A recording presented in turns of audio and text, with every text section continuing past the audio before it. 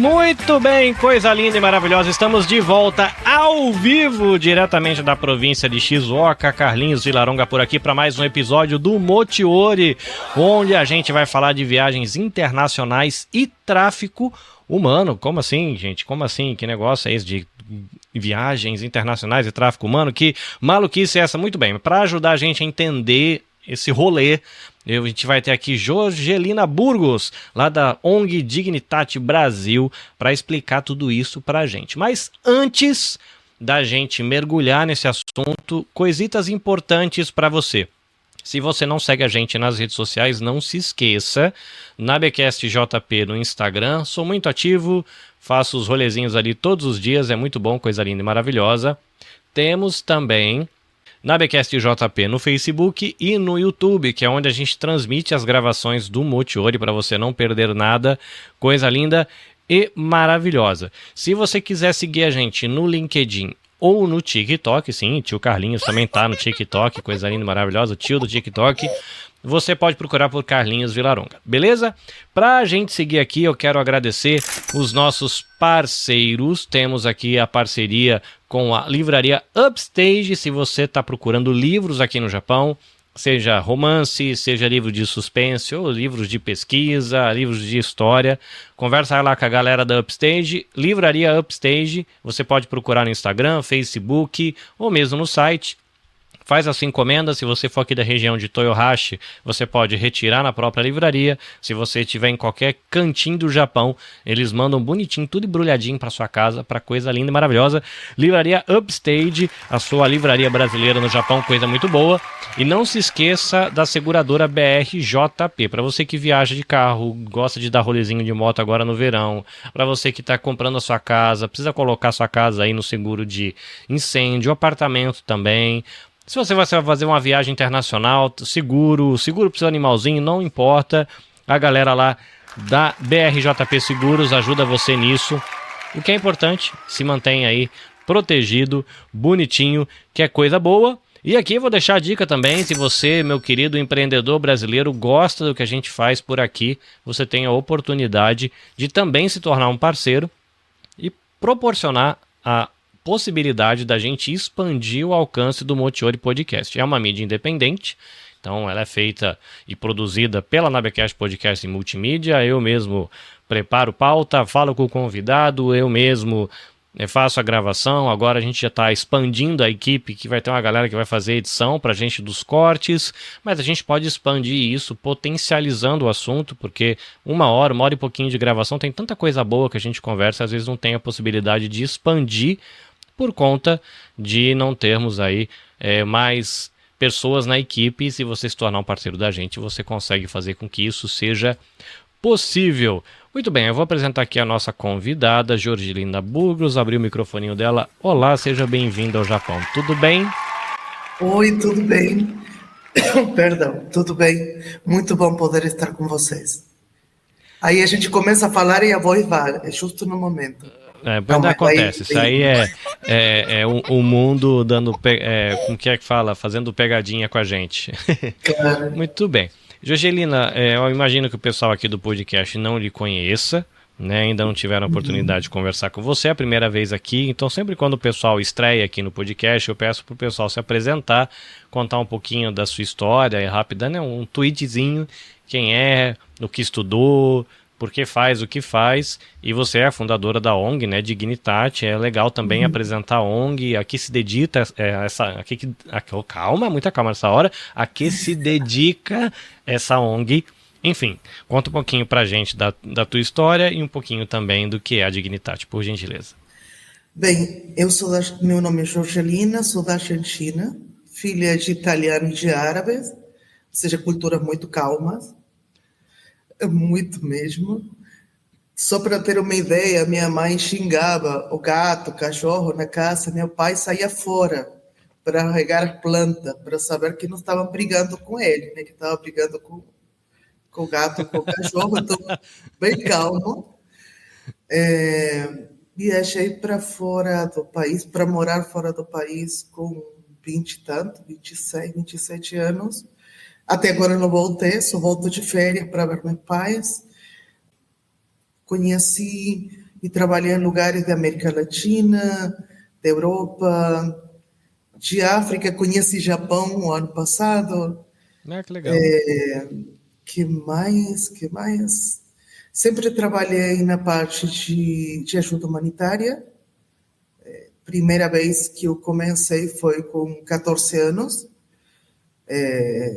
porque eu entendia que os adultos que estavam no meu redor não estavam fazendo as coisas como deviam, então me juntei com um grupo super poderoso, uma garota de 12, outra de 13 e um garoto de 16 com cabeça de 12, e a gente começou a ir a alguns lugares, a comunidade pobre para ajudar, e comecei a descobrir que realmente era aquilo que eu queria fazer. Que mais? Sim, no 2020, quando começa a pandemia, eu tive uma muito boa ideia de sair do meu trabalho, onde eu ganhava bem, estava muito bom, e abrir uma ONG. E quando eu cheguei no dia do lockdown, quando estava fechando tudo, estou chegando em São Paulo e conhecia 3 pessoas em São Paulo. E foi interessante. Não sei se foi legal, mas foi interessante. O legal que a gente conseguiu. Não sei se foi legal, mas foi interessante. É uma frase maravilhosa. Eu acho que a gente tem que se acostumar a essa frase, mas me encontrei com vários loucos. Alguns deles eu encontrei no Instagram, não conhecia pessoalmente, tínhamos um amigo em comum, e mandei mensagem: quero tomar café com você para abrir junto uma ONG. A pior parte é que as pessoas foram até minha casa sem saber quem eu era, para poder tomar um café. Era o tempo do lockdown, cafeteria, tudo estava fechado. E uma das meninas que começou o trabalho comigo como ONG, ela falou assim para o marido: não conheço ela, eu vou subir para o apartamento dela, você fica no carro, na parte de baixo. 5 minutos depois me liga, porque se a mulher está muito louca, assim, eu tenho tempo de sair daqui. E quando ela entra no apartamento, meu apartamento, que era uma kitnet pequenininha, bem estreita, que tinha sido alugada por alguns meses, estava cheia de papel, todas as paredes, porque eu não estava conseguindo passar as ideias, então eu comecei a escrever em todos os papéis que estavam. Aí a menina, quando entrou, não sabia se estava encontrando com alguém com boas ideias ou se estava encontrando com uma psicopata que tinha escrito a parede inteira. A parte boa é que o marido ligou e falou: não, está tudo bem, eu fico. E aí começamos a escrever o estatuto e todo o necessário para que aquela vivência que eu tinha tido de mais de 20 anos fosse agora uma organização. Então, mais ou menos esse seria o resumo. Uau! História doida. E nasce a Dignitate BR, né? A Dignitate Brasil. E a que ela se dedica, que atividades ela desenvolve atualmente? O nosso trabalho é com vítimas de tráfico humano. Dentro deste termo, tráfico humano, a gente fala do que são as modalidades. Então, a gente trabalha com vítimas de abuso sexual infantil, com uma forma de prevenção para a exploração sexual, com cuidado de vítima de exploração sexual e escravidão contemporânea. Essas seriam nossas áreas de cuidado. Dentro disso, a gente tem uma coisa muito legal dentro de nossa ONG, que ela, ao mesmo tempo que a ONG, ela é empresa. Então, a gente pode acompanhar o sobrevivente e a sobrevivente para o caminho inteiro, desde o momento que foi resgatado até o momento da inserção social, porque a gente tem como capacitá-lo e como dar a possibilidade do trabalho também. Então, isso nos abre bastante porta. Quando a gente fez isso, fomos dentro dos primeiros 100 dentro do Brasil. Foi muito louco, porque a gente estava pensando em abrir dessa forma. A lei saiu uma sexta, na segunda a gente já estava colocando o estatuto para ser aprovado dessa forma. Claro que foi uma novela, foi quase um ano até ser aprovado toda a história, mas estivemos dentro dos primeiros que conseguimos ter esse estilo de CNPJ. E dá dor de cabeça, mas vale a pena. Aqui no canal já passou a galera da Meninas dos Olhos de Deus, que é uma ONG também lá no Nepal, né, que ajuda, assim, trabalha em parceria com o governo nepalês, resgatando meninas do tráfico humano para prostituição na Índia, né? Então, naquele prostíbulo gigante, a polícia vai lá, resgata e quando traz, a ONG Meninas dos Olhos de Deus é uma dessas ONGs que recebe essa menina, faz acompanhamento psicológico, vai tratando ali, conduzindo o bate-papo e capacitação profissional e depois acompanha até elas poderem voar e viver a vida delas de boa. Então, nesse sentido, aqui no canal, o pessoal já ouviu falar dessa realidade do tráfico humano para a prostituição e tráfico humano para a prostituição infantil, né? Então, não é uma novidade aqui no canal. A gente teve já algumas oportunidades de tratar sobre esse assunto. O pessoal da própria ONG, quando vem aqui para o Japão, passa aqui na região. Eu já conheci algumas dessas meninas que vieram para o Japão um tempo atrás, contar da história delas e como a vida delas agora teve uma renovada e tal. Ou seja, quando a gente fala de tráfico humano para prostituição, não me parece um assunto distante. Você ouve aqui e acolá relatos desse tipo. Escravidão contemporânea, ou como está ali no perfil da Dignitate, né, somos abolicionistas modernos. Então essa expressão para mim é nova, porque quando eu penso em abolicionismo, eu penso no livro de escola e na abolição dos negros escravizados, né, que vieram para o Brasil, trazidos lá da África, do continente africano, e a minha cabeça vai para isso, né? Quando penso em abolicionista, eu penso nas disputas políticas que haviam na época no Brasil, ou em os outros países escravocratas também, para a liberação dos africanos escravizados. E aí, quando a gente junta isso com a expressão abolicionista moderno por causa de escravidão contemporânea, dá meio que um nó na minha cabeça. Não é um tema muito comum, não é sim, eu já ouvi notícia uma vez sobre isso, mas não é uma coisa que eu conheça, não está próximo, pelo menos até onde eu consigo enxergar da minha vivência.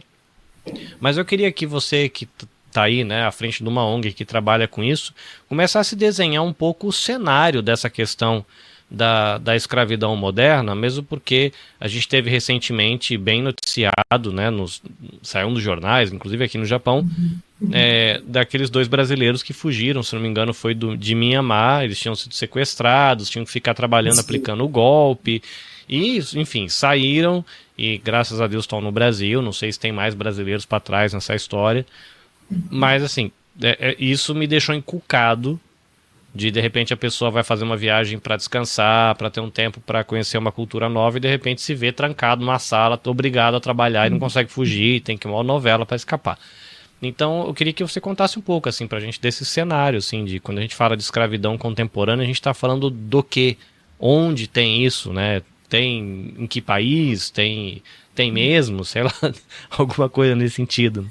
Olha, uma das grandes diferenças entre o passado e hoje com o tema da escravidão é que antes era legal e hoje é ilegal. É a única diferença.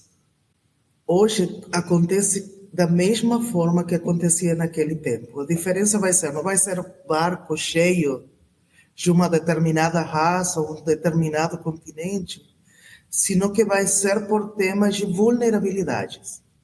Vai ser aquela nação, aquela cidade, aquele bairro, aquela família que esteja com vulnerabilidade, seja emocional, seja econômica, seja social ou religiosa. A que menos se fala é da emocional. Talvez hoje seja a que mais esteja pegando com temas de pessoas traficadas. Se a gente pensa, por exemplo, no filme que teve um tempo atrás, O Som da Liberdade, que falava sobre sequestro de crianças para serem exploradas sexualmente ou para o trabalho escravo, esse é um modelo que não é o que mais se dá. O modelo que mais se dá é a pessoa viajar para um lugar porque acha que vai ter uma vida melhor da que ela tem no seu país. A minha esposa, ela, eu não sei se é disso também que você está falando, mas ela acompanha uma youtuber que ela conversa com mulheres que vão, por exemplo, para países árabes. E é a quantidade de mulher bem de vida, inclusive, gente que, sei lá, tem informação e que depois, quando tem o resgate, ela vai contando os casos lá, a pessoa se apaixonou por um cara bonitão na internet, ela vende tudo, vai pro país, chega lá, vive trancado dentro de casa, cadeado, né? Uns negócios assim que você fala, como assim, mano? Não, É é obrigado isso a cozinhar, mesmo. obrigado a limpar, né? Por exemplo, teve um caso não faz muito tempo, 14 garotas de muito dinheiro, famílias de muito dinheiro, 14 garotas com menos de 18, pegaram cartões das mães, conseguiram comprar uma passagem para ir para a Europa para se encontrar com o coreano dos sonhos. Porque estavam namorando à distância, tinham certeza. Graças a Deus, elas são interceptadas na Europa, porque uma máfia russa estava indo pegar elas para poder levá-las para exploração sexual. Mas ela, se você disse, mas o que essa garota precisava para... Não estão passando fome, não estão sendo maltratadas, não... Um monte de outras necessidades emocionais levaram a procura de carinho, a procura de atenção, e fizeram isso. Outro caso, que são a grande maioria, vão ser pessoas que passaram por abuso ou por violência sendo criança. E isso talvez seja uma das principais coisas para olhar em temas de escravidão. Na escravidão antiga, no tempo dos barcos negreiros, o europeu chegava no lugar, carregava no barco e levava. No Senegal você vai encontrar a ilha de Gorée, que a ilha de Gorée era a grande saída dos barcos. Se você vê hoje, chega lá, por mais que seja hoje um lugar turístico, você consegue sentir até o cheiro de sangue no lugar. É espantoso de entrar nesse lugar, apesar da ilha ser uma ilha tão bonita. Agora, da forma que é agora, você é cativado por alguma coisa. Você é cativado, você vai contar com duas coisas. Você vai contar com uma grande ferida, uma grande necessidade, e você vai contar com um grande sonho. Essas duas coisas te vão levar para a mão do traficante. Então, você vai ver, por exemplo, essas meninas, que era o sonho de casar-se com coreanos, ou você vai ver outros casos, como, por exemplo, uma delas, ele chegou, um estrangeiro, falou que ia dar trabalho, elas perguntaram qual era a descrição do trabalho que ela deveria fazer, e ele não descreveu. Ele falou, você vai ter comida todos os dias, na hora que você quiser, vai abrir a geladeira e você vai comer o que você quiser. Conversaram entre as duas, uma 18, outra 19, e falou, gente, se vai dar comida todo dia, é gente boa, não vai acontecer nada com a gente. Elas passaram para comprar roupa, porque elas não estavam vestidas para subir no avião, colocaram passaporte e tudo na mão, que já estava feito, não foram elas que fizeram. E quando elas chegam na Suíça, elas não sabiam que estavam na Europa. Quando começam a escutar o idioma, elas perguntaram, será que é espanhol? Será que a gente está na Argentina, no Paraguai? Elas não tinham a menor ideia do lugar no mundo que estavam. Elas são exploradas sexualmente por muitos anos, e quando chega a hora do resgate, elas são resgatadas, a polícia recebe, a mãe de uma delas começou a colocar fotos e contatos e tudo, até chegar a uma ONG parceira nossa. Quando ela é resgatada, junto com as outras, eu pergunto para ela, mas o que foi que te levou? Ele falou, me prometeu comida todo dia. Eu não tinha comida todo dia. Eu não sabia que eu ia sofrer tanto. Mas ele prometeu que fez, então eu não tenho como denunciá-lo. Eu não vou denunciá-lo porque ele me deu comida todo dia. Eu disse, e no final de tudo, aqui eu estava sendo explorada sexualmente e na minha casa também, então está tudo bem. Nossa, eu só quero que me deixe te bater. Só isso. Que triste, né? E você escuta muito essas histórias. Então, o que você vai ver? Dentro dos números de pessoas que são traficadas, você vai dividir na questão para casamento forçado, as que são para exploração sexual, as que são para remoção de órgãos e as que são para escravidão. Quando a gente fala de escravidão, o que a lei vai te falar sobre escravidão?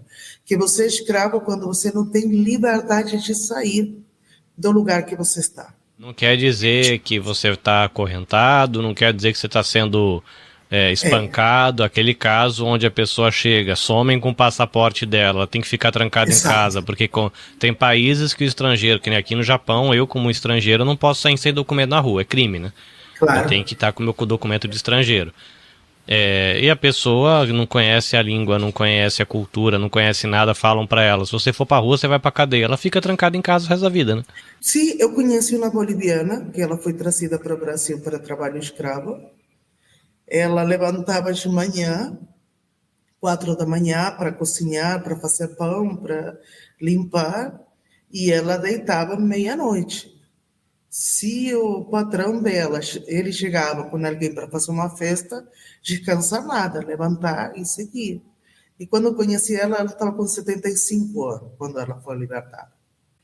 E ela falou, e como que foi ela libertada? Eu vou para uma igreja para falar, e ela vem a falar comigo, sabendo que eu falo espanhol, e ela fala, meu patrão é muito bom, porque no meu país eu ia para a igreja e eu consigo vir aqui. Ele é daqui. E aí eu falei, como assim? Mas você... Não, eu não tenho CPF, não tenho documento, não tenho nada. Minha filha não tem também, minha filha nasceu. Ela não só palavra cativeiro, mas quase isso, nasceu em cativeiro. E quando a gente confronta o dono dela, ele fala, não, que ela é estrangeira, ela não pode fazer documento no Brasil.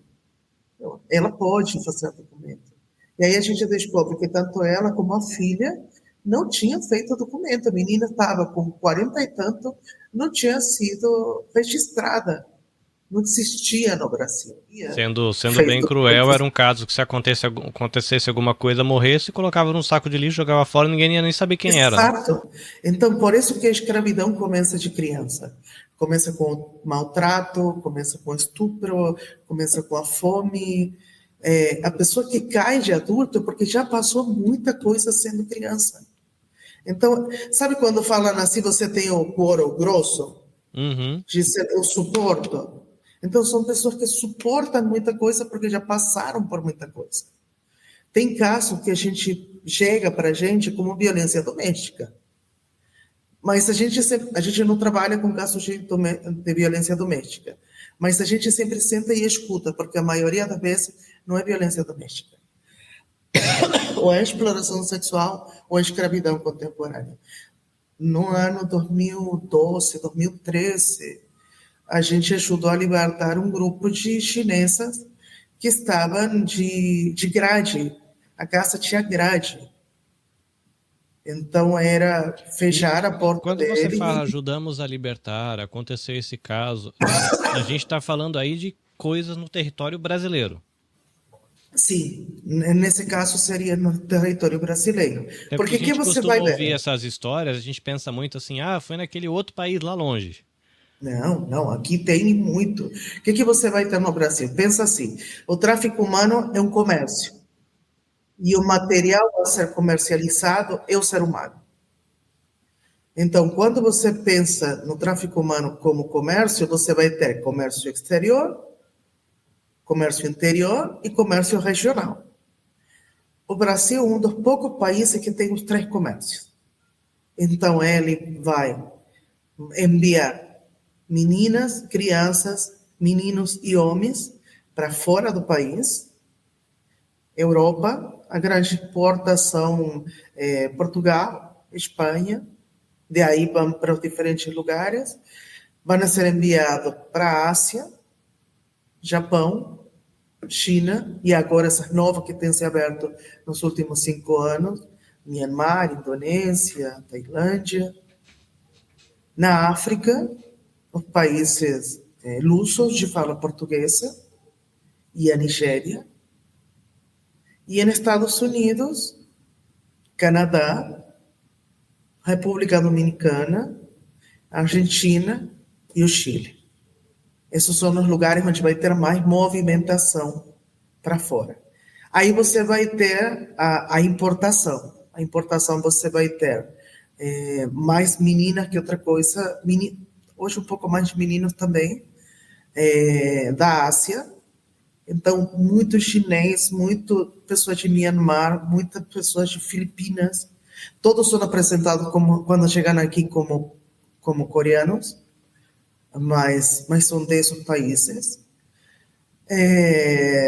Você vai ver que vão vir pessoas da Nigéria, dos países lusos, do Paraguai, da Colômbia, Venezuela. São países que você mais vai escutar que o Brasil importa. E o regional. Então, você vai ter um menino que sai do Pará para exploração sexual aqui, vai sair com quanto? Com 11, 12 anos. Vai vir de caminhão, vai vir de carona, ou vai trazer diretamente ele até São Paulo, Santa Catarina, Rio de Janeiro, Curitiba.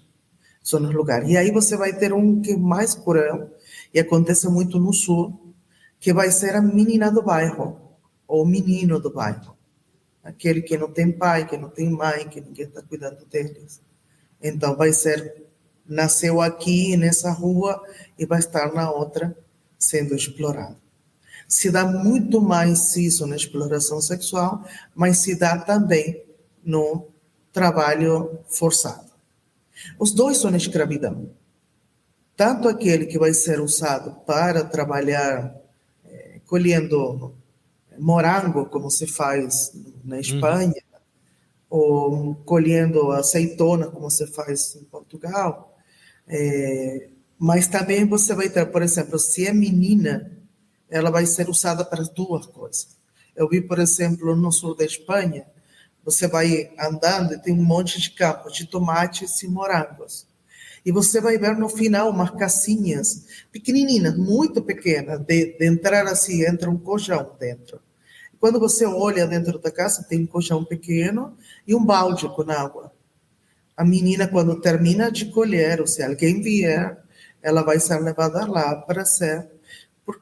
Porque isso não é prostituição, né? Ou seja, a prostituição em si é um estupro. Você paga para estuprar.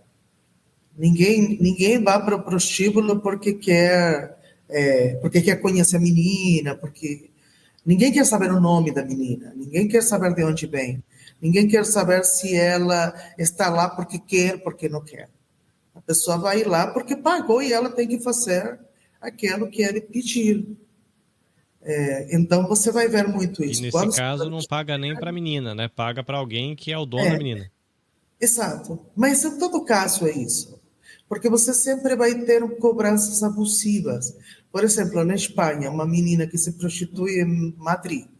Disse, não, estou livre, eu não tenho cafetão, estou na minha. Primeiro, ela vai ter que pedir permissão se está na rua. Em qual rua ela vai estar? Então, ela vai ter que pagar para esse lugar que tem na rua. O número de clientes que ela vai ter, que a gente não chama de cliente, chama de puteiro, né? Que vai receber, não vai depender dela. Vai depender do fluxo que tenha no lugar, a quantidade de pessoas que passam. Quem está na rua, se prostituindo na rua, a possibilidade de que matem ela é muito mais rápida.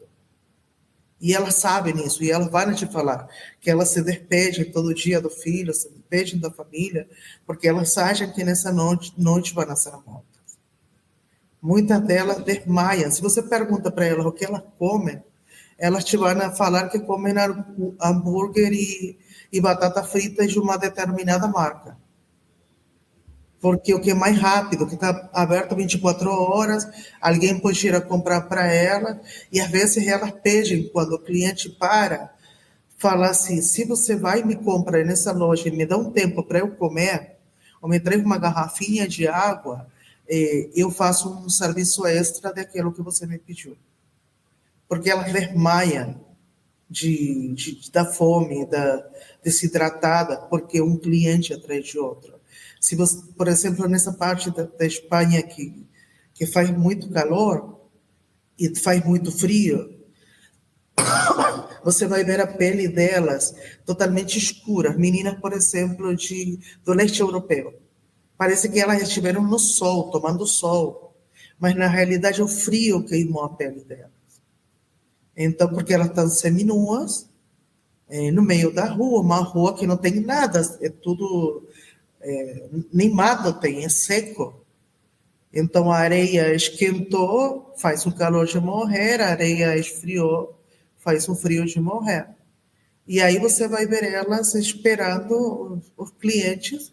Em teoria não tem cafetão, porque termina e vai para sua casa, ela não vai ser fechada no lugar. Mas ela vai pagar pelo menos uns 300 euros por noite para usar esse ponto. E ela vai ter que pagar para o médico, o enfermeiro que atender ela, que alguém que ele coloca, para ele assinar um documento que diga que ela não tem nenhuma doença, que ela pode trabalhar no outro dia. E se ela tem um salto e quebrou, ela vai ter que pagar esse salto, um preço muito mais caro do que compraria em outro lugar. E se está menstruando, também vai ter que pagar, porque esse dia, ou no trabalho, o trabalho é diferente, ela vai ter que pagar. Então, essa história de que não tem cafetão, não tem quem manda, é muito mito. Ela sempre vai ter. E a maioria delas, ela vai falar, eu prefiro ter um cafetão, porque eu sei que se alguém me bate, ele me defende. Ou pelo menos eu sei que o único que me bate é ele. Ou se o cliente me bateu, ele vai me dar um dinheiro extra, porque ele me bateu, para eu comprar alguma coisa para mim.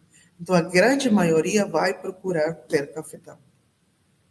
E no tema de trabalho escravo, do trabalho laboral, o que você vai ver, por exemplo, aqui no Brasil? Pessoal do Nordeste na cana-de-açúcar, aqui, ou no café, em Minas.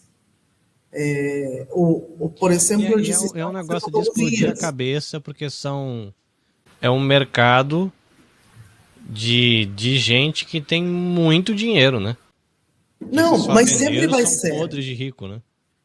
Eu te falo uma que aconteceu aqui e saiu na mídia. Uma senhora, como se chama? Não é, de manhã minha cabeça não funciona muito bem. Como que se chama? Você tem o embaixador e o cônsul. Uma consulessa de um país determinado de Europa tinha umas meninas filipinas escravizadas na casa. Uma das vizinhas começa a ver que alguém está batendo. Uma janelinha da parte de cima está batendo. E aí ela pede ajuda. A polícia chega, quebra vidro, tira a menina. Aí ela fala, não, que ela não deixou fechada. A porta deve ter travado. Não aconteceu. Mas as meninas não estavam registradas, mas as meninas não tinham salário. Mas as meninas não tinham. Então você disse, cara, que é isso? E aí foi outro também, uma mulher de 70 e tantos anos, que estava no ponto do ônibus, com a mala, porque ela não sabia para onde ia. Chegou aos 70 e tanto, eles não precisavam mais dela, pegaram no Nordeste quando ela era adolescente, passou pela família, pelo pai, agora pelo filho, já não tinha utilidade, deixaram na rua, deram um dinheiro na mão, porque ela não tinha conta bancária, não tinha nada, e deixaram. Um taxista vê a situação e ajuda a fazer a denúncia. Pessoas de muito dinheiro. O caso no Sul, com o tema dos sucos de uva, da carne. Toda pessoa é extremamente ricas. Pessoas de governo, pessoas de donos de empresas enormes. Você vê que normalmente isso de dizer... olha... Sabe que te mata? Por isso que a palavra é vulnerabilidade. A vulnerabilidade, o problema não é do vulnerável. O problema é que o ambiente não esteja preparado para o vulnerável. Eu moro aqui em São Paulo. A linha que mais tomo de metro é a linha amarela, a vermelha. Mas se você divide entre a C para um lado e para o outro, você vê públicos totalmente diferentes.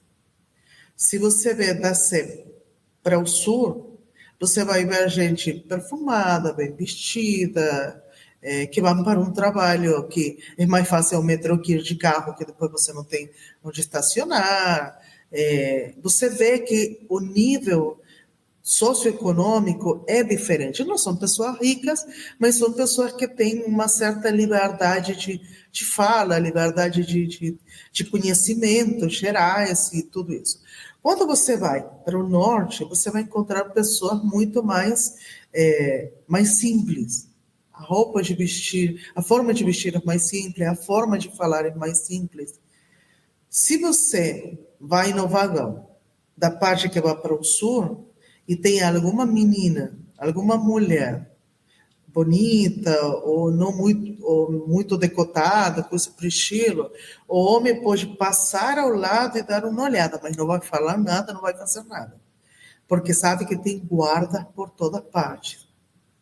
Então ele vai ter problema. Então ela tem uma vulnerabilidade de ser mulher, mas a vulnerabilidade dela está sendo protegida por uma sociedade que conhece que existe uma lei que te defende.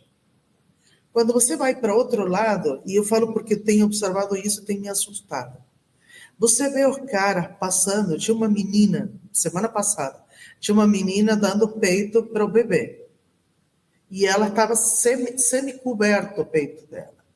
O cara ficou na frente dela, encarou e começou a falar tudo o que ele pensava. Ninguém fez nada. E a menina ficou acuada, levantou e sentou ao meu lado. O homem que estava ao meu lado levantou como para ver se fazia alguma coisa. Ela veio e sentou ao meu lado. Por que a vulnerabilidade é a mesma? Por que o cara faz isso? Porque sabe que nesse ambiente, nessa parte, não tem guardas. Então, a vulnerabilidade não é protegida. Tráfico humano age dessa forma. Eles usam até a lei do país para saber qual é a vulnerabilidade que não está sendo protegida. Criança pobre, vulnerabilidade, não está sendo protegida. Por quê? Porque a mãe está trabalhando, o pai está trabalhando, a criança está sozinha. Mulher com filho de solteira, a vulnerabilidade não está protegida. O pai do menino desapareceu. A família dela não protege. Ela precisa trabalhar, ela precisa se cuidar. Então, ela vai ter o tempo inteiro pessoas para ver se pode colocá-la nisso. E vai ser tanto que ela passa, que ele passa. Eu conheci um grupo aqui na cana-de-açúcar, já faz muitos anos. Um grupo de uns 40 e tantos homens. E aí porque como falaram, não, eles podem sair, não estavam fechados. Não é escravidão. Você vai pagar só por trabalho análogo à escravidão, que isso só existe no Brasil. O que significa trabalho análogo? É parecido à escravidão, mas não é. Eles não estão acorrentados, eles não têm a porta fechada, mas estão batendo nele, mas não estão pagando o que devem. Aí, todo cara do Nordeste. Chegaram aqui, sem documento, sem nada, eles não sabiam em que parte estavam, eles não conheciam, nunca tinham saído do lugar. O bar tinha um lugarzinho onde eles compravam dentro da fazenda. E dentro da fazenda, que eles davam para eles? Comida e álcool. Comida e álcool. Um dos homens, quando foi libertado, falou assim, você vai para onde? Ele falou, não sei, vou procurar outra fazenda igual que essa, porque com minha família não vou voltar. Eu já perdi, eu saí para alimentar meus filhos e minha mulher. Eu fiquei 10 anos longe do meu filho. Eu não vou voltar, não tenho cara para voltar. O único que eu vou fazer é procurar outro lugar que não me batam, só isso. Você vai fazer a denúncia? Ele falou, não. Porque eles são ricos, ninguém vê preço, não vou denunciar. Eu simplesmente vou sair daqui e eu vou procurar um lugar idêntico. Então, por isso que o problema não está só na vulnerabilidade, senão na falta de... outra, lembra, anos atrás, a Zara espanhola, a marca de roupa? Isso é bem conhecido. Aqui no Japão tem loja em todo shopping grande. Sim, tem em todo shopping. Em Paquistão, teve um incêndio que morreram mais de 600 pessoas. Faz muito tempo atrás. Quando chegou a hora do escândalo, nossa, mas como que uma marca como vocês está costurando aqui e vocês tinham eles em situações de escravidão e vocês não fariam isso no país de vocês. E a advogada falou assim, primeiro, o que a gente faz como empresa? A gente recorre a países onde a gente tenha mais liberdade com a lei laboral. Paquistão nos dava essa liberdade da gente não ter um salário alto, de não ter que fazer Ou um seja, carteira de trabalho. pode ser moralmente e eticamente questionável, mas não é legal, né? Então, ela falou assim, eu faria isso na Espanha? Nunca, porque na Espanha tem lei que me proíbe fazer isso. Agora, eu faço isso no Paquistão? Sim, porque o Paquistão não tem lei para me proteger sobre isso. O que a gente fez? Depois da morte de 600 funcionários, mais o filho do funcionário que estava lá dentro, a gente pagou o que o governo pediu e a gente cumpriu com a lei. Ponto, acabou. Trabalho escravo aqui em São Paulo, de costura. Bolivianos, paraguaios, peruanos. Da costura com boliviano, eu cheguei a ouvir aqui no Japão, né? Um pouquinho Sim, sobre esse e que tema. segue até hoje, não é que acabou. Agora está sendo mais perseguido, porque existe lei, mas não significa que acabou. E aí, o que você vai ver? Não tinha lei, o Brasil não tem uma lei que defenda ao estrangeiro, não existe uma lei de defesa ao estrangeiro. O que se conseguiu que em São Paulo, só em São Paulo, tivesse uma lei que favorecesse o boliviano. E depois ele se estendeu para os outros que estivessem na mesma situação. Mas não existe uma lei de defesa ao estrangeiro. Porque você começa a ficar perguntando, não existe por causa do interesse de quem, né? É tão óbvio, né? Por que a lei não existe ainda? Você vai ver uma coisa muito clara. O crescimento de tráfico humano vai depender do crescimento de corrupção no país. Porque você precisa de tudo. O que você precisa para você para fazer uma venda internacional? Fragilidade na fronteira, documentação falsa, vista grossa da polícia, vista grossa da imigração, tem tudo um... Vista grossa da aeromoça, vista grossa do piloto do avião, vista grossa do cara que recebe o documento, do cara do Uber, a cabeleireira, o médico que faz a cirurgia, ou da religião, porque muitos são levados por temas de religião. Você vai ver, por exemplo, na Europa, as meninas da Nigéria, por exemplo, seja aquelas que acreditam no xamanismo, ou aquelas que acreditam no Deus cristão, elas vão ser manipuladas da mesma forma para ir. Você precisa servir a teu Deus dessa forma. A questão do lado do xamanismo, eles que vão fazer? Vão fazer uma abertura na carne, só que na entreperna, vão colocar um quadradinho escrito em um couro e vão costurar, vão colocar uma maldição. Se você para de fazer isso, você vai morrer, tua mãe vai morrer, tua filha vai morrer. Vão costurar isso e ela vai ficar com isso ali. E ela acredita que se ela parar de se prostituir, realmente a família vai morrer. A pior parte é que a família vai morrer, porque alguém vai matar eles. Então vai acontecer mesmo. E do lado cristão, o que se vai falar? Se vai falar, olha, você é cristã, na Nigéria a maioria tem sido estupradas por sequestro e estupro. Se acontecer isso com você, de que forma você abençoa a sua família e a sua igreja? Vai se prostituir e manda o dízimo. E manda dinheiro para a sua família. E aí você vai ver a menina saindo de lá, que não vai... Qual a grande diferença, por exemplo, com a brasileira? A brasileira vai sair como? Ou brasileira. Por exemplo, se você vai à Itália, a grande maioria dos travestis são brasileiros. Tem um pouco de venezuelano e colombiano, mas a grande maioria. Eu já fiz a prova, caminhar por Milão, proposital no meio dele e começar a falar em português. No momento vieram a conversar comigo. Depois viram que era uma brasileira falsa. Mas no momento viram a conversar comigo. Então você vai ver que existe um número grande. Agora, como que sai aqui a menina? Do avião. Pegou o avião daqui, com o máximo saiu da cidade dela, de carro, que alguém foi procurá-la, chegou no aeroporto, pegou o avião, chegou na Europa, por exemplo. Agora, a africana não.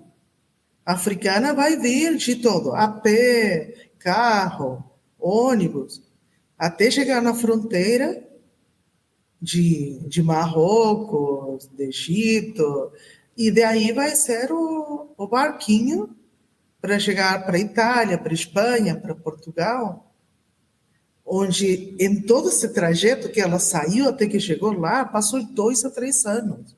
Em todo esse tempo ela foi estuprada, ela engravidou, abortaram no bebê dela, ela foi ferida, ela foi maltratada. Se sobrevive, então ela vai ser vendida lá na Europa. Vai ser vendida a um preço menor, porque continua sendo a pele negra vendida mais barata. Continua sendo essa história. Tem um amigo meu que ele fala que o que ele pede a Deus é um meteoro para acabar com tudo. Ele fala, vai, esse mundo não tem mais jeito, assim, eu meteoro, pro bem da minha família. Ele tem 2 filhas pequenas. Ele fala, cara, eu queria um meteoro para acabar com tudo, porque esse mundo é uma desgraça, eu acho que não tem mais jeito, né? E aí quando você começa a ouvir umas histórias dessas, fala, dá um nojo, né, do que a gente é enquanto humanidade. É muito difícil, né? Sim, realmente, porque você disse, cara, não, e pensa assim, aí você fala da forma diferente, antes o barco negreiro. Agora você tem um monte de outra forma para atrair. Aí você falou, por exemplo, de TikTok. Quantas crianças são chamadas por meio disso? O cuidado, ou aquilo que você fala, por exemplo, sobre a viagem. O cuidado que a gente precisa ter.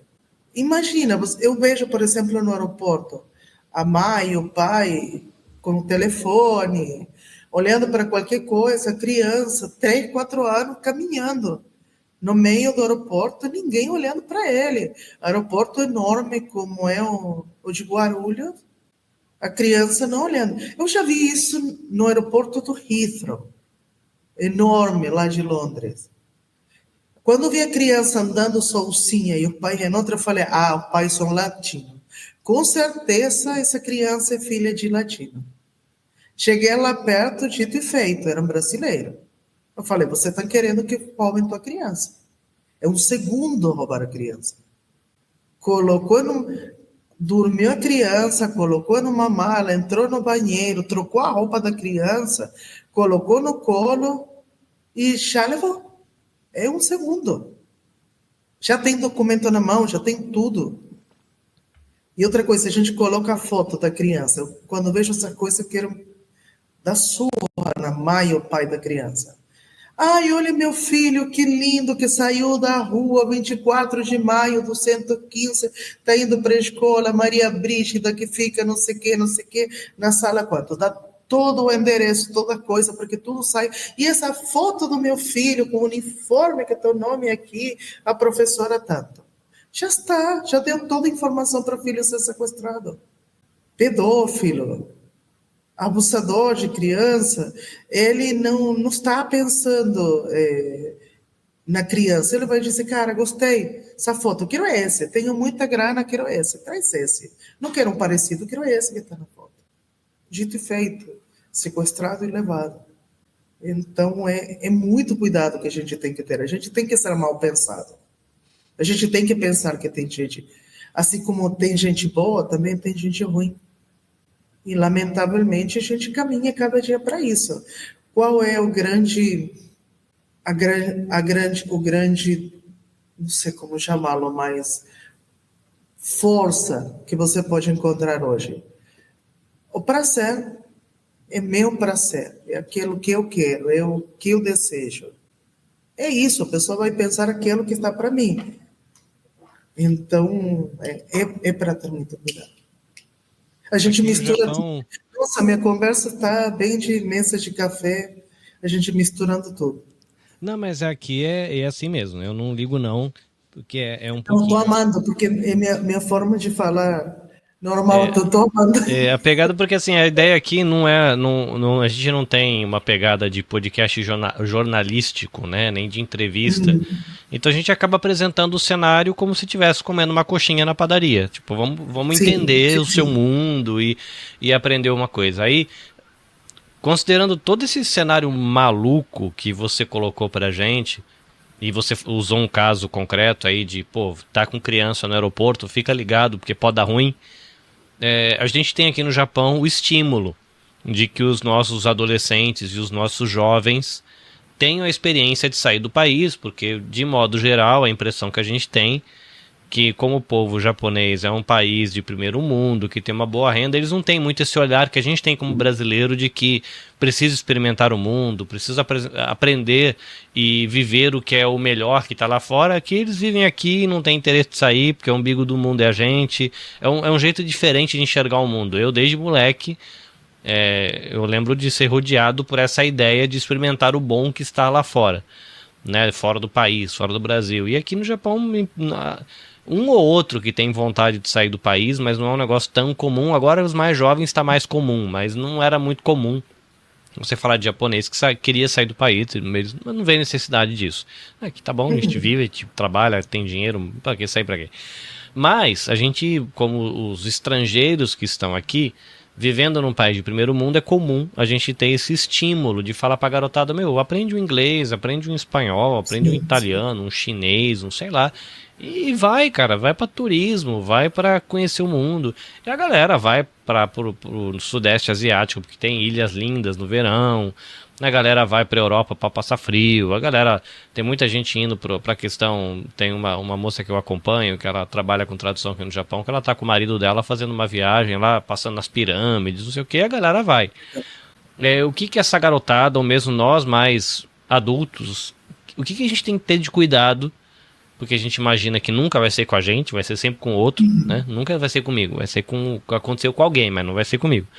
Mas que cuidados a gente poderia ter para desfrutar de uma viagem internacional, de uma experiência transcultural, com esse cuidado, igual a gente tem no Brasil, por exemplo, de você sai para ir na padaria, você tem cuidado com onde você vai pôr a carteira, como é que você vai segurar a bolsa, o jeito que você vai usar o telefone, porque pode acontecer um assalto, por exemplo, né? E que cuidados a gente pode ter numa viagem internacional para evitar se meter num problema desse aí de tráfico humano e escravidão contemporânea? Talvez o primeiro que a gente pensa quando pensa em adolescente é de que forma você criou ele. Todo ser humano vai suportar aquilo que já suporta dentro de casa. Se meu pai tem costume de me gritar, se o namorado me grita, me dá o mesmo, porque já acostumei que me grita. Primeiro vai ser isso, valorizar o... Estou indo bem no final, bem no princípio, né? De ser criança, 2 ou 3 anos, ensinar a ele se virar sozinho e também o respeito pelo próprio corpo. Esse vai ser o primeiro se a gente pensa. Acho que poder viajar e poder conhecer outras culturas é maravilhoso. Você cresce como ser humano de uma forma absurda. É necessário, é muito bom. Outra das coisas que você vai ter que ter é que a tua criança tenha confiança com você. Que ela possa te contar aquilo que fez sem você querer matar ele. E se você quer matar ele, guarda dentro de você, mas não passe para ele esse desejo de matá-lo. Porque quando alguém faça alguma coisa contra ele, ele não vai interpretar que alguém fez. Ele vai falar, eu deixei que faça isso comigo. Vai sentir culpa, e se você briga com ele, você vai ter um adolescente que não vai confiar em você e não vai falar, e quando as coisas aconteçam, vai calar a boca. E se dentro de tudo isso, dentro desse ensino, se isso não aconteceu, nunca mandaria um adolescente que não tenha espaço para ir fora. Porque ele não está saindo para conhecer, ele está fugindo da tua casa. E aí você não sabe a que ele se pode confrontar e o que ele está procurando fora. E vai oferecer o errado e ele não vai saber escolher. E existe a possibilidade de escolher o errado. Eu falo que eu fugi da casa. Eu usei a desculpa do trabalho humanitário, mas na realidade eu fugi. A falta de fala dentro da casa me fez a necessidade de procurar outra parte do mundo. E eu teve o privilégio de não ter acontecido nada comigo, mas bem que poderia ter passado. Então, a experiência que vivi, hoje posso ver que foi boa. Mas se você tem esse cuidado, tem essa comunicação, primeiro, procura o lugar onde você vai enviar, que seja um lugar que você conhece. Conheça você primeiro. vá uma primeira vez com ele, se manda uma segunda vez sozinho. Lugar seguro, que você viu que dá para caminhar na noite, o que você tem gente segura que vai estar uma escola, um intercâmbio na casa de alguém, uma coisa por estilo que você conhece o ambiente, sabe o que está acontecendo. Então, você não tem esse perigo de que vai acontecer alguma coisa com o teu adolescente. O outro que você vai fazer quando o adolescente estiver lá, você vai registrar ele no consulado. Por exemplo, se fosse filho de... Se ele é brasileiro, se o adolescente é brasileiro, registra no consulado brasileiro. Você vai mandar um e-mail antes do teu filho viajar, dizendo, olha, meu filho está fazendo uma viagem com minha permissão, o lugar que vai ficar é esse, ele está levando o dinheiro necessário, o número de documento de passaporte do meu filho é esse, essa foto do meu filho, você está registrando. No momento que você registra, se em algum momento, vamos pensar, desejando que não aconteça, o filho desapareceu, alguém sequestrou, você não precisa correr para a polícia local para que procure na teu filho. Você corre para o consulado e ele recorre na polícia super rápido. E ele tem direito de colocar, se fosse na Europa, por exemplo, para Interpol, direto para Interpol.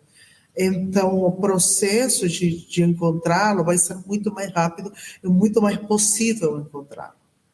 E essa dica não serve só para adolescente.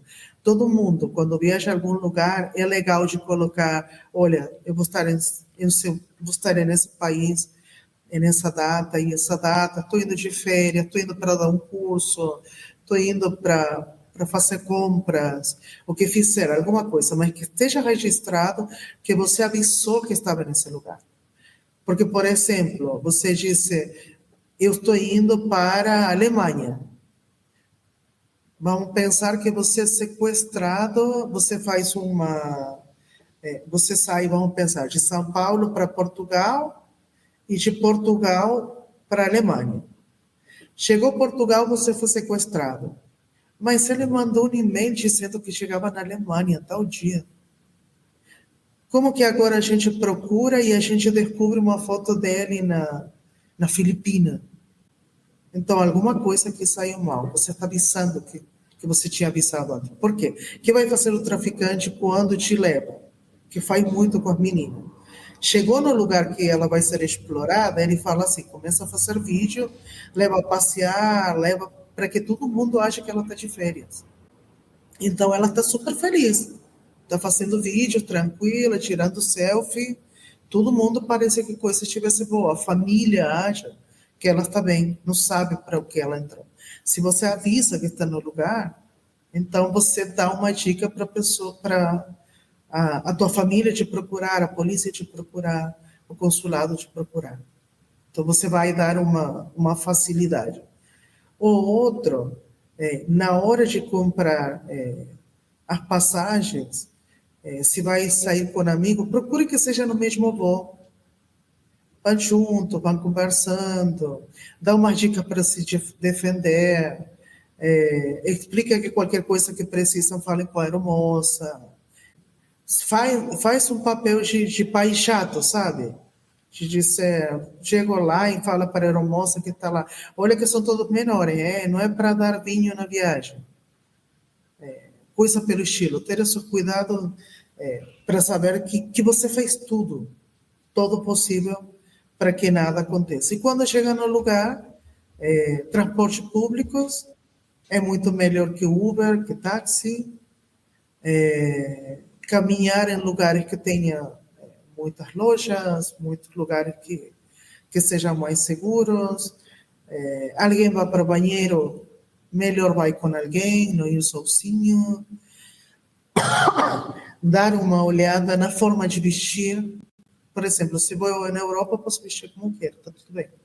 Mas se vou para o Egito, que roupa eu preciso usar? Uma menina, que roupa precisa usar para não ser perseguida por homens?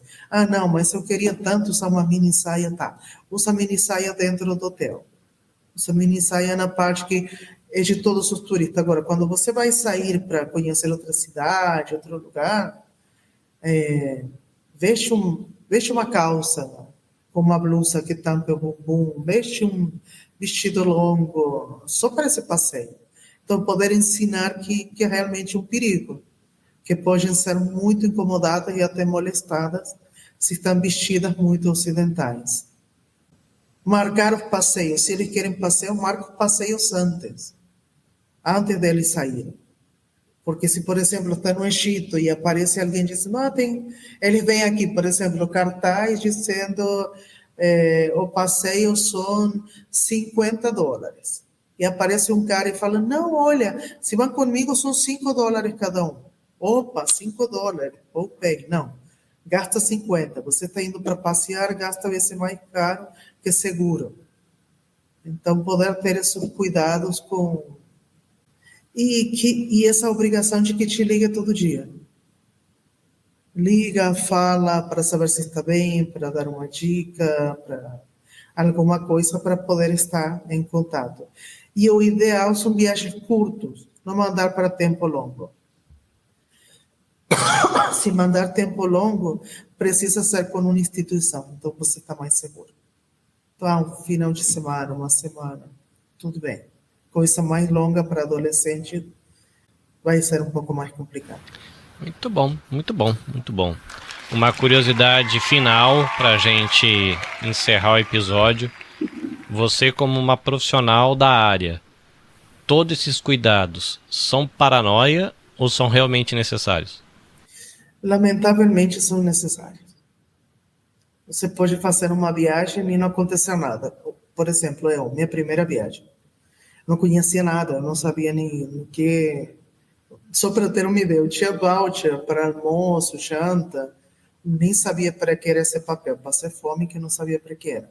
E não queria gastar porque estava caro no aeroporto. Minha segunda viagem foi da Espanha para Marrocos.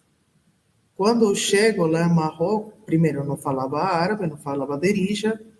Meu único idioma que eu falava era o espanhol, então não tinha a menor ideia. E aí eu fui a comprar a passagem e o senhor que me está atendendo fala 5 dirham, que é a moeda de lá. Aí eu não sabia, eu entendi 50. E eu dou uma nota de 50 para ele. Ele me olha e me fala assim, mesquina. Mesquina é tadinha na árabe. Falou mesquina. Aí me mostra que eu estava dando dinheiro errado e me cobra o certo. Aí eu subo o trem para a cidade bem do interior que eu estava indo. E começaram a sentar algumas pessoas perto que não sabia por que motivo era, e em um momento uma mulher senta na minha frente e ela começa a fazer um monte de perguntas. Hoje não sei como está em Marrocos, e naquele tempo policiais apaisanos entravam nos trens para falar com o estrangeiro para ver com que intenção eles estavam indo. Se eles achavam que a intenção era ruim, baixavam do trem e colocavam preso. E aí, no momento que ela senta, faz algumas perguntas para mim, eu não consigo responder nada, ela sai de perto e senta na minha frente um casal com crianças, tudo do lugar. E ela começa a falar um espanhol meio estranho aí, mas dava para entender, e ela me pergunta onde eu ia descer. Eu mostro a passagem para ela, como se nada, fala, eu desço uma estação antes que a tua. Assim que eu descer a próxima, você precisa descer. Por quê? Porque eu estava na capital de Marrocos. Tudo estava escrito em inglês, em espanhol e em árabe. Daí em diante, tudo ia estar escrito em árabe. Eu não sabia onde tinha que ir. E aí ela me mostrou como, e eu desci e encontrei a pessoa que tinha que encontrar. Mas poderia ter sido muito diferente. Então, graças a Deus não aconteceu, mas poderia ter acontecido.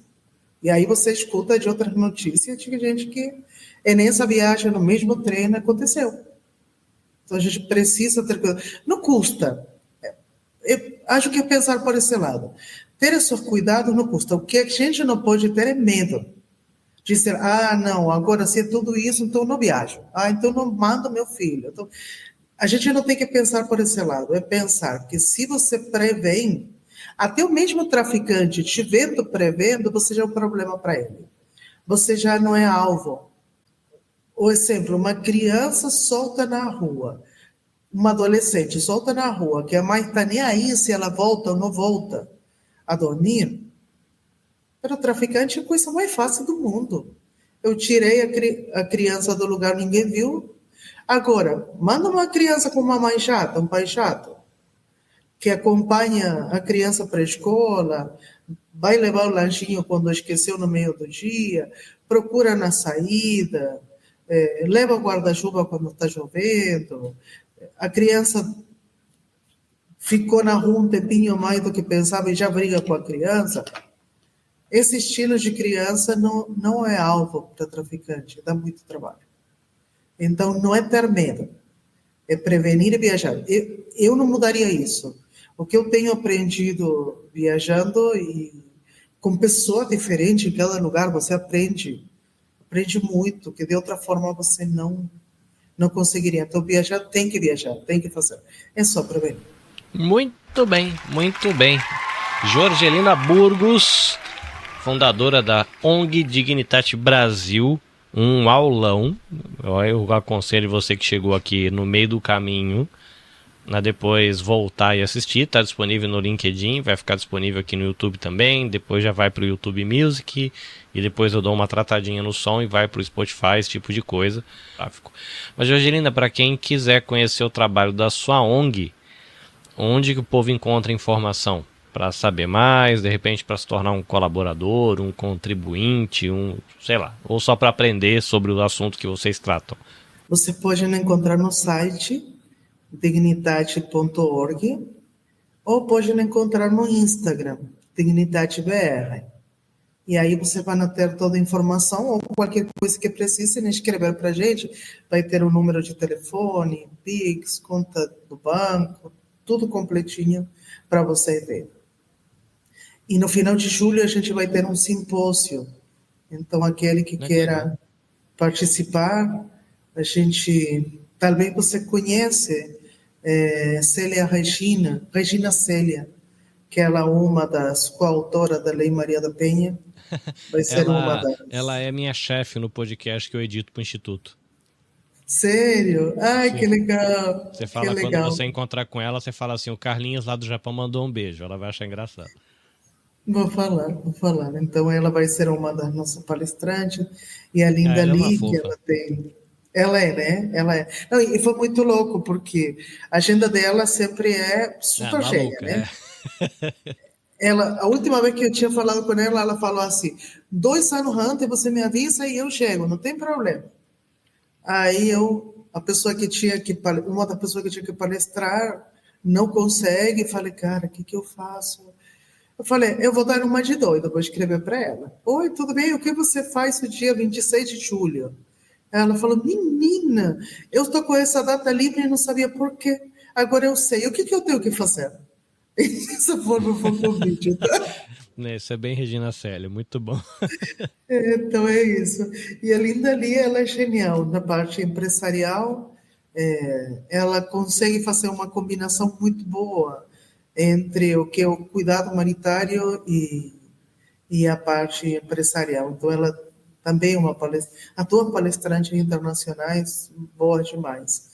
E eu brinco, né, porque o caso da Linda, por exemplo, é uma mulher que tem sido muito cobiçada por muitas ONGs, porque a mulher é fera, e ela é nossa diretora financeira, né? E o dia que ela apresentou o currículo dela, conversando, não, eu tenho isso, eu sei isso, não sei o quê, mas era um currículo assim, de não sei quantas folhas.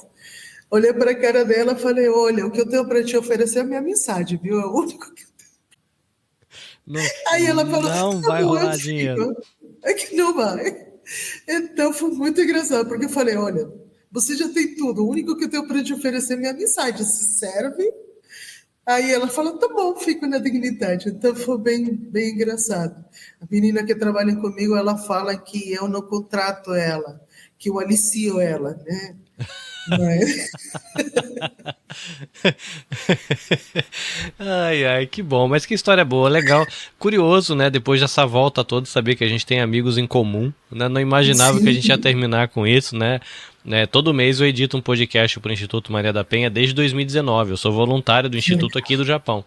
Né, eu que ajudei a lançar o podcast junto com a professora Regina. A gente ficou 2 anos trabalhando junto. Agora ela passou para uma equipe que está cuidando, mas eu continuo sendo o facilitador técnico e o editor e a pessoa que faz a publicação do podcast lá com as meninas que pesquisam, né, da questão de gênero e direitos humanos. Elas discutem sobre isso e eu acabo só fazendo a facilitação técnica. Agora só é a palavra.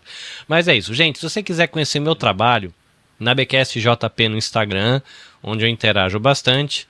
Boa parte disso também está no Facebook, para você que prefere o Facebook, mas eu estou mais ligado no que acontece no Instagram. Nabecast JP. No TikTok, que tem uma mídia que muita gente está usando, Carlinhos Vilaronga. No YouTube, Nabecast JP. O nome do podcast é Motiori, que quer dizer junta pratos, na ideia de que cada um vem para cá com um pouquinho do que sabe, do que viveu. A gente tem um momento junto aqui como se fosse um piquenique, né, onde cada um traz um pouquinho de comida, a gente partilha, e eu brinco que dividindo a gente multiplica. Agora o que a Jorgelina sabe, eu também sei. Ela dividiu o que ela tinha, e isso multiplicou o conhecimento. Então é um pouco do que a gente faz aqui. A gente tem um momento de partilha, onde a gente dividindo multiplica. E por isso a gente fala que Motiori é mais do que palavras. Motiori é transformação. E é isso, coisa linda e maravilhosa. Eu quero agradecer aqui a Livraria Upstage, reforçando, se você não conhece, você vive aqui no Japão, é uma livraria brasileira no Japão e que entrega em qualquer lugar do país. Se você vive aqui na província de Aichi ou pertinho da cidade de Toyohashi, você pode passar pessoalmente lá e retirar, ou você pode procurar por Upstage nas redes sociais ou mesmo no site, fazer sua encomenda e receber pelo correio bonitinho. Lembrando também de manter a sua família segura, fica aí a sugestão de você visitar as redes sociais, o site da BRJP Seguros e conhecer. E tem coisa para os animaizinhos também, para quem tem animaizinhos em casa. Então dá uma olhada lá, porque é importante você manter você e a sua família seguro. Aqui para a gente terminar, meu agradecimento à Jorgelina pelo tempo. A gente acabou se conhecendo há pouco tempo, né? Foi apresentado pelo Binho, beijo pro casal também, né? Que não puderam estar com a gente aqui, mas que nos apresentaram. Fico feliz, né? Então tá estendendo a minha rede.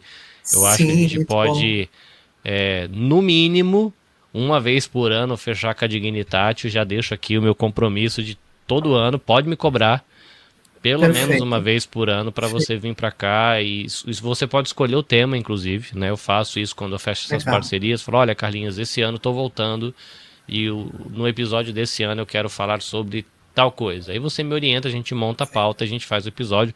Então aqui eu já fecho o meu compromisso com a Dignitatio todo ano, aqui a gente soltar, e se tiver alguma eventualidade, algum tema crítico, alguma questão que você acha, fala, Carlinhos, vamos dobrar, fazer um nesse semestre aqui, porque eu acho que tem esse tema aqui que é importante a gente tratar, porque vai ser importante, a gente vai desenvolvendo aqui. Eu sempre tento traduzir tudo que a gente fala aqui para a comunidade brasileira no Japão, que é o meu público-alvo, mas eu tenho esse carinho com escritores, educadores, terapeutas e o pessoal das ONGs também. Então sempre que eu posso eu trago o pessoal para cá para a gente enriquecer o papo, num papo cabeça educativo.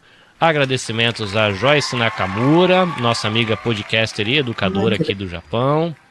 Agradecimento também a Luciane Bernardi. E para você que nos acompanhou aí ao vivo, seja do LinkedIn ou do YouTube, para você que assistiu depois, ou você que está aí nas plataformas de áudio, nas plataformas de podcast, obrigado. Bom demais, a gente se encontra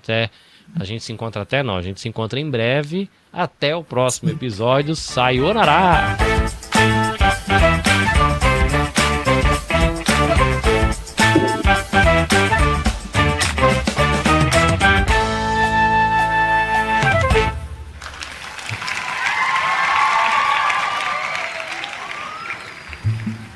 Este episódio foi editado pela Nabecast.